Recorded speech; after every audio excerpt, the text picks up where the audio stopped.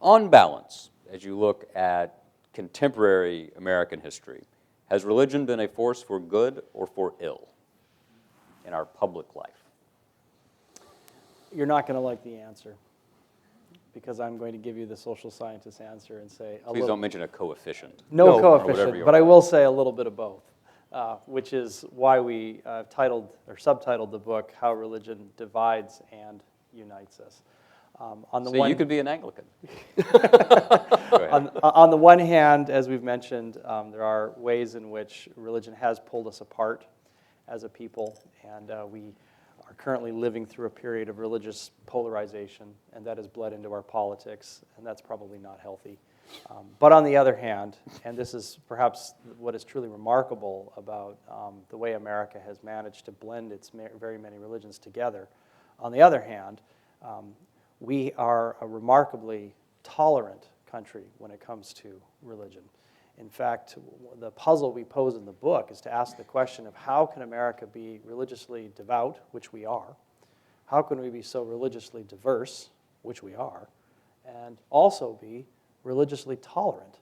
And I say that even in a period in which, as we all know, there are groups in this country who are facing at this moment in history some pretty severe hostility. It's still fairly mild compared to what we've seen in other countries. And historically, we have every reason to think that groups that are unpopular now will become more popular later. And I don't know if popular is quite the right word, maybe more accepted within the larger framework of the American religious mosaic. One of the little factoids we love to point out to people from our data is that the two most popular religious groups in America are first the Catholics, and I'm not just saying that because I'm from Notre Dame, and then the Jews. And actually the Jews are the most popular religious group in America today. And that's a remarkable thing, because 50 or 60, certainly 100 years ago, those were not the two groups that, if we would have done surveys and asked people, how do you feel about other religions, those are not the groups that would have been at the very top of the list, and yet they are today. And how did that come about? Well, it came about because at the very same time that we've been pulling apart in some respects religiously, we've also managed to build a society where we have interlocking friendships, we have interlocking family relationships that cross religious lines, and as people have good friends and people they love and their own spouses and their own children who are of other religions, it just becomes harder and harder to demonize people who are different from you. And we don't just say that as some sort of fuzzy-headed aspiration, the way we wish the world would work.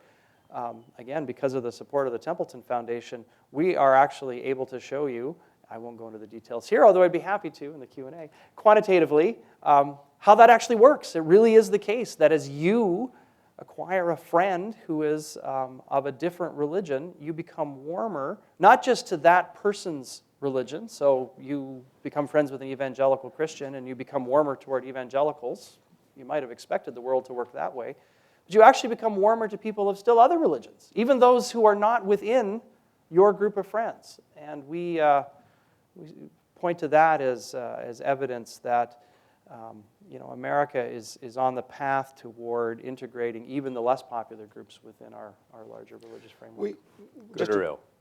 I will answer that, but just a couple of factoids here that illustrate this. You may or may not be surprised to discover that about a third of all Americans are now in a religious tradition, or maybe no tradition at all, different from their parents, or different from their kids. And that nowadays, half of all American marriages are religiously intermarriages. That is, the Chelsea Clinton marriage to this Jewish guy is perfectly normal now. Half of all religions. It didn't used to be that way. We used to look like Northern Ireland. Only 5 or 10% of all marriages were intermarriage, and now it's 50%. And that's and half of all of our most intimate friends, the people you'd go to if you had cancer or your marriage began falling apart, half of the average American's most intimate friends are of a different faith tradition. What that means is, as we say in the book, is that every American has an Aunt Susan.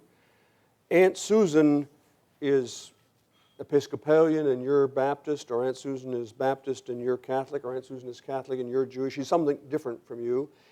And you know, on Sunday, you know that what you repeat or the theology of your religion says, poor Aunt Susan, she's not going to make it. She's just in the wrong. She prays to the wrong at the wrong altar. But I mean, and therefore she's not going to go to heaven. But I mean, do you know Aunt Susan? Aunt Susan is for sure going to heaven. She's made for heaven. If I get to heaven, she's going to be there waiting for me. So all Americans have this inconsistency between what they theologically say they believe, or what their theological leaders tell them to believe, that, you know, my way or the highway, but then Aunt Susan. And Aunt Susan almost always wins in that. That's, we think, why Americans are so, despite the fact we're diverse and devout, we're relatively tolerant.